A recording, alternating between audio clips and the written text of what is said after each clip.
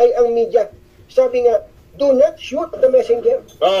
Pambira itong mga tao. Ayan, kayo naman ang balita ngayon. Tuwan-tuwa siguro kayo na kayo naman ang balita. Ako, uulit, katulad na lang nito. Nasusuko lang sila sa mga interview. Gumagawa na ng kwento itong mga... Patakin niyo gustong ipaalis, gustong alisin si Ate Eden. Tigil. Sige, Katoning, balata mo. Hindi nyo kailangan ng ganyang paglapastangan sa inyong dignidad. Tama! Kung ayaw sa inyo ng commission and appointments, ganun talaga eh.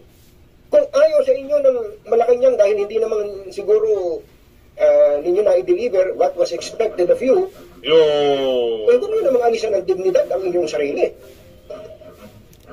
Opo, huwag nyo namang alisan ng dignidad ang inyong sarili na baka tanggapin nyo pa yung posisyon na director from secretary, magiging director for kayo para maging pinuno ng Presidential Action Secretary. Huwag nyo pong alisan ng dignidad. Ako po ay nagmamakaawa sa inyo.